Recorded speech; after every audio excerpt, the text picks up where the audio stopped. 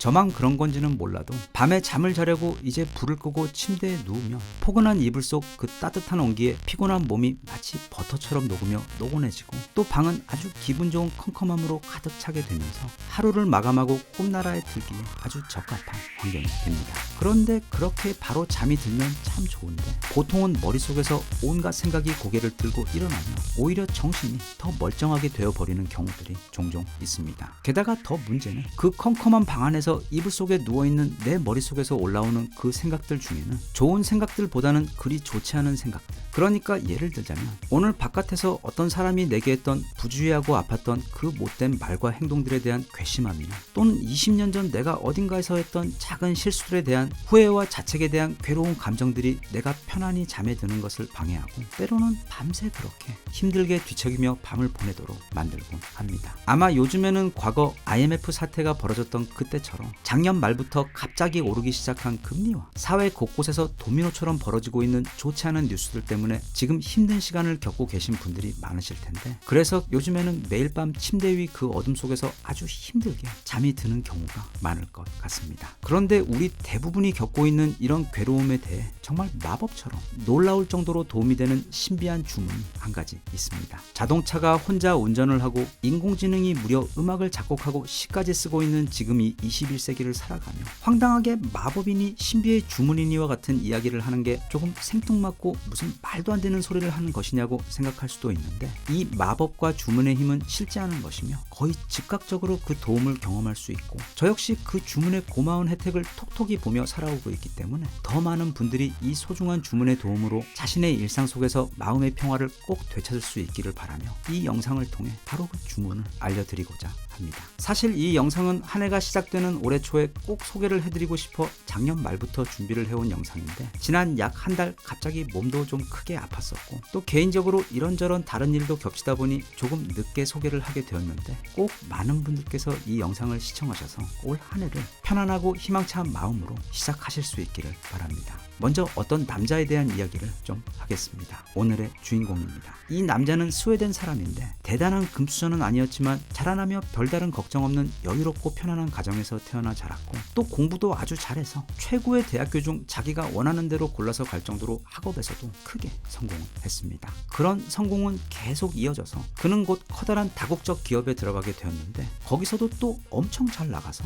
불과 26살에 회사의 전체 재무를 책임지는 최고 임원 자리에까지 오르게 됩니다. 그건 정말 누가 봐도 다들 부러워할 만한 매우 성공적인 인생이었습니다. 그런데 그는 어느 날 갑자기 자기 인생에 대해 엄청난 공허함을 느끼고는 그 즉시 회사의 모든 직을 내려놓고, 또 자신이 소유한 그 많던 재산도 전부 다 주변 사람들에게 나누어 준 다음 먼 타국에 수행을 하러 떠나버립니다. 그는 그렇게 17년 동안 수행을 하다가 드디어 자신이 그토록 원하던 마음의 평화를 찾게 되었고, 우리 인간들이 인생에서 겪게 되는 그 온갖 괴로움에 대한 해결책을 만나게 되었는데, 그래서 그가 46세가 되었던 해, 이제는 그 숲과 절을 떠나 다시 사회로 돌아와 자신이 지난 17년간 배운 것을 사람들에게 최선을 다해 알려주었는데, 그가 전하는 이야기들은 너무도 큰 공감을 받으며 고국 스웨덴을 넘어 전 세계 수많은 사람들의 가슴에 이루 말로 다할 수 없는 커다란 위안을 주게 되며 많은 존경과 사랑을 받게 됩니다. 하지만 그러던 중 지난 2018년 그는 루게릭 병을 진단받게 되고, 병마와 싸우던 바로 그 시기에도 최선을 다해 자신이 찾게 된 그 인생의 비밀들을 사람들에게 나누다가 얼마 전 결국 세상을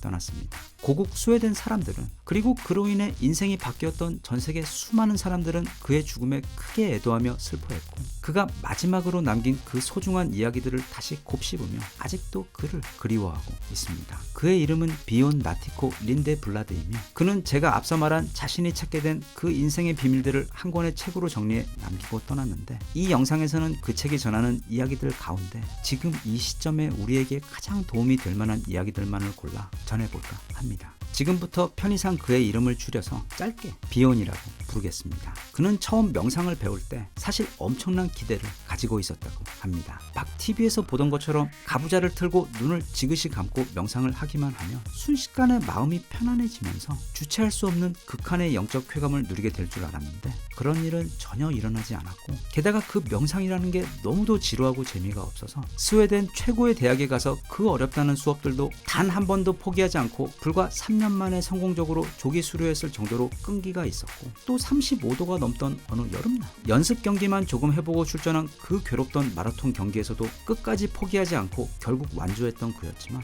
이 수도원에서는 불과 나흘 만에 도망쳐버렸습니다. 하지만 결국 다시 돌아갔고 그는 성공적으로 수행자가 되었는데, 그 이후 점점 더 명상이라는 것에 대해 알아가며 천천히 깨닫게 된 여러 가지 소중한 지혜 중 한 가지는 바로 우리 머릿속에서는 엄청나게 많은 생각들이 쉬지 않고 일어난다는 점입니다. 그리고 그 수많은 생각들 중 대부분은 부정적인 내용들인데, 비온 자신도 그 생각들을 끊으려고 또는 특정 생각만을 해보려고 노력했지만 잘 되지 않았다고 합니다. 그래서 결국 그런 오랜 명상 수행 결과 끝에 얻게 된 깨달음은, 인간은 자신의 마음속에 언제 어떤 생각이 올라올지 골라 받을 수 없으며, 또한 그런 생각들 중 상당수가 절대 사실이 아니거나 대부분 우리의 두려움이나 걱정 때문에 엄청나게 과장된 상상의 결과물들이라는 사실이었습니다. 예를 들면 어제 회사에서 내가 실수를 한 모습을 보고 다들 뒤에서 낄낄대며 나를 비웃고 있는 것 같은 그런 상상도, 아니면 내가 다음 달에 돌아오는 대출 만기에 갚아야 할 돈을 다 준비하지 못해 커다란 공경에 빠지게 될 것 같은 상상들은,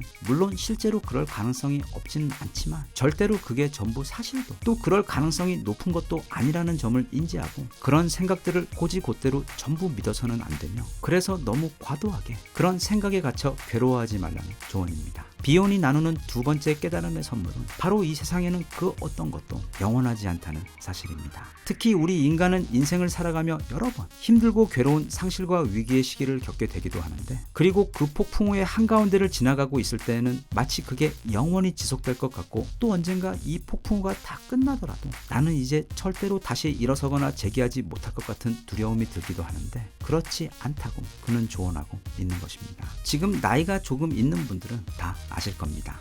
누구에게나 힘든 시절은 찾아오지만 절대로 그게 영원히 지속될 수 없고, 언젠가는 결국 그 힘든 시간도 끝이 나며, 아 맞아 예전에 그런 때가 있었지 하며 언젠가는 웃으며 옛말하는 날이 온다는 것을 말입니다. 앞서 소개한 비온이 전하고자 한 두 가지 선물, 즉 자기 생각을, 특히 그 중에서 나쁜 생각들은 절대로 전부 다 고지곧대로 믿어서는 안 된다는 것과, 또 아무리 힘든 시기를 지나고 있어도 결국에는 그런 괴로운 시간도 끝이 나며 또 웃는 날이 찾아온다는 사실을 분명하게 인지하고 내 삶에 적용하는 것이 중요한 이유는, 단지 삶의 절망감에서 나를 구원해주는 것뿐만 아니라 사실 그래야만 우리가 이 복잡하게 얽혀서 너무도 빠른 속도로 흘러가며 어디를 둘러보아도 너무도 많은 자극으로 가득 찬 이 세상을 미치지 않고 온전히 살아낼 수 있기 때문입니다. 그리고 또 그래야만 우리의 소중한 정신의 에너지를 보호해서 정작 힘을 써야 할 때 우리가 힘을 쓸 수 있기 때문인데, 이에 대해 비온의 스승 중 한 분께서 좋은 비유를 해주신 게 있습니다. 아잔차 스님께서는 숲을 베는 데 쓰는 굵직한 칼을 들어 보이시더니 말씀하시길, 우리의 정신은 어떤 면에서 보면 이 칼과 비슷한데, 이 칼을 가지고 나에게 보이는 아무거나 자르려고 하면, 그러니까 플라스틱이든 콘크리트든 아니면 쇳덩이나 돌 같은 것을 자르려고 하면 아마도 그 칼의 날은 금방 망가져서 나중에 정작 나무를 잘라야 할 때가 오면 제 역할을 할 수 없을 것이라고 말씀하시면서, 대신 이 칼을 꼭 쓸 때를 빼놓고는 칼집에 잘 넣어두고 쉴 수 있도록 해주면 이 칼은 아주 오래도록 제 역할을 잘 하게 될 것이라는 말씀이었습니다. 쉬어야 합니다. 우리 몸도, 그리고 특히 우리 정신과 마음은. 안 그러면 사람이 날카로워지고 부정적이 되며, 그래서 내가 너무 지치고 약하게 느껴지게 되면 세상이 온통 적으로 보이게 되어 견디기 힘들 정도로 괴로워집니다. 자, 이번에는 비온이 전하는 세 번째 선물인데, 바로 이 영상을 시작할 때 제가 마법의 주문이라고 불렀던 바로 그 주문에 대한 이야기입니다. 비온은 수행을 마치고 다시 사회로 돌아와 사람들을 만나며 이런 이야기를 했습니다. 우리 인간의 삶 속에서 가장 큰 문제와 괴로움을 야기하는 것 중에는 다른 사람과의 다툼이 있는데, 그런 다툼은 우리를 몹시 지치게 하고 너무도 힘들게 한다는 점이었습니다. 그런데 너무도 다행히도 그럴 때마다 그런 마음속 괴로움을 없애주는 마법 같은 신비의 주문이 있는데, 그 주문은 바로 내가 틀릴 수도 있습니다 라는 주문입니다. 네, 이 주문은 바로 이 책의 제목이기도 합니다. 그만큼 상징적이며 또 그만큼 강력한 주문으로 그 의미를 되새겨보고 실제로 자신의 삶에 적용시켜보면 정말 엄청난 도움이 되는, 마치 마법처럼 강력하고도 신비한 주문입니다. 앞서 우리는 우리의 생각을 모두 믿어서는 안 된다는 이야기를 했습니다. 보통 두 사람이 다투는 이유는 서로의 의견이 틀려서이기도 하지만, 또 서로가 각각 자신의 생각이 옳다고 믿고 있어서이기도 합니다. 대부분의 경우 둘 중 한 명은 분명히 틀렸거나 아니면 둘 다 틀린 경우가 꽤 많습니다. 그렇기 때문에 누군가와 다툼이 있을 때에는 잠시 호흡을 가다듬고 이 주문을 외우며 혹시 내가 틀린 것은 아닐까? 상대의 말 중 내가 어떤 오해를 하고 있는 중이라 지금 이렇게 화를 내고 있는 건 아닐까? 하며 한 발 물러서 보라는 것입니다. 갑자기 또 아무도 안 궁금해하는 제 이야기를 해서 좀 미안하지만 어릴 때 배운 후 평생 동안 저에게 도움이 된 너무도 소중한 주문이 저에게도 한 게 있는데, 그리고 이건 제 다른 영상에서도 한번 이야기했던 적이 있던 것 같은데, 그건 바로 메아 쿠파라는 주문입니다. 라틴어인데 우리말로 내 탓이오라는 뜻입니다. 나이를 먹어갈수록 점점 더 이 주문의 힘에 놀라게 되는데, 그 이유는 인생을 좀 살아보니까 실제로도 그 문제의 원인이, 그리고 그 다툼의 뿌리가 내 탓인 경우가, 즉 나의 부족함 때문인 경우가 매우 많았기 때문입니다. 솔직히 말하면 그런 경우가 대부분이었습니다. 보통 한쪽에만 잘못이 있으면 그 다툼이 오래가지 않는데, 둘 다 잘못하고 있으면서도 각각은 또 상대 탓이라고 생각하기 때문에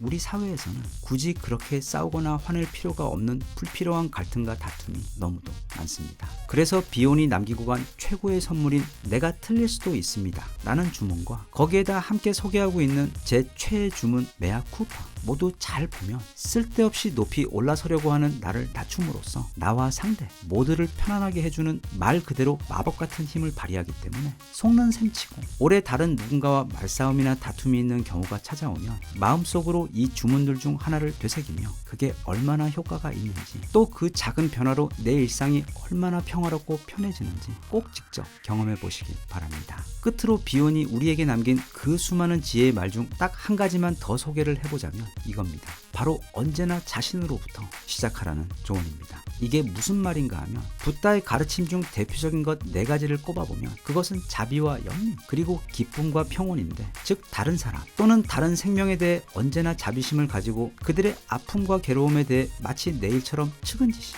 연민을 느낄 줄 알아야 하며 그들을 행복하고 평온하게 만들어 줄 수 있도록 항상 노력해야 한다는 정말 보석처럼 소중한 가르침들입니다. 그런데 비혼은 여기서 한 발자국 더 나아가 그런 마음씀의 첫 번째 대상은 타인이 아닌 바로 자신이 되어야 한다고 말합니다. 나라는 부족한 인간이 인생을 살아가며 저지르는 그 멍청하고 한심한 실수들에 대해 넓은 자비심으로 이해해주고 용서해주고 보듬어 주어야 하며, 내가 겪는 상실의 슬픔에 깊이 공감하며 달래주어야 하고, 바로 내가 이 삶을 살며 행복하고 평온해질 수 있도록 최선을 다해야 한다는 뜻입니다. 독일의 철학자 에리 프롬이 사랑의 기술이라는 책에서 쓴 말을 보면, 사랑이란 내가 가진 것을 쥐어짜서 남에게 전부 주는 게 아니라 나에게 넘쳐 흐르는 것을 남과 나누는 것으로, 그런 경우 두 사람 모두 사랑으로 넘치게 되는 것이 진정한 사랑, 그리고 성공적으로 유지될 수 있는 관계라고 이야기한 적이 있습니다. 자기 자신도 돌보지 못하는 사람이 남에게 연민을 느끼고 그를 도우려고 한다는 것은 물론 그 의도는 훌륭하지만 내게 없는 것을 남에게 주려는 것과 같이 결코 성공하지 못할 확률이 높습니다. 우선은 나에게 잘해 주어야 하고 나를 먼저 사랑해 주어야 합니다. 우리 삶에서 태어나서 죽을 때까지 평생토록 이어지는 관계는 오직 나 자신과의 관계뿐입니다. 그러니 지금 이 영상을 보고 계시는 분들께서는 비록 나에게는 내가 희생해야만 하는 자식들과 가족들이 있고, 또 나는 남자고 또 가장이니까 당연히 힘들어야 한다고 생각하지 말고 조금 이기적이 되어서 우선은 자기 자신부터 챙기시길 바랍니다. 그래도 됩니다. 부처님이 그러라고, 그게 더 지혜로운 처세이고, 또 그러는 게 나를 포함 내가 사랑하는 모든 이들을 더 행복하게 해주는 삶의 지혜라고 하셨기 때문입니다. 저도 여러분들도, 그리고 이 세상 사람들 모두가 각자 자기 방식으로 최선을 다해 살아가고 있습니다. 그 방식이 가장 현명하고 효율적인 방법은 아니겠지만 적어도 자신이 생각하기에는 그게 나와 내 가족을 행복하게 해주는 가장 옳은 방법이라고 믿고 또 그렇게 행동하고 있는 것입니다. 그러니 그런 자신에게도 또 나와 같은 타인들에게도 늘 친절하고 다정할 수 있었으면 좋겠습니다. 이 책을 읽고 나니까 내가 그전보다 아주 조금 더 지혜로워진 것 같고, 조금 더 선해진 것 같고, 그리고 아주 조금 더 행복해진 것 같은 느낌이 듭니다. 지금 이 영상을 보고 계신 많은 분들께서도 올 한 해 그런 기쁨과 평온으로 가득하셨으면 좋겠습니다. 대한민국 만세. 감사합니다.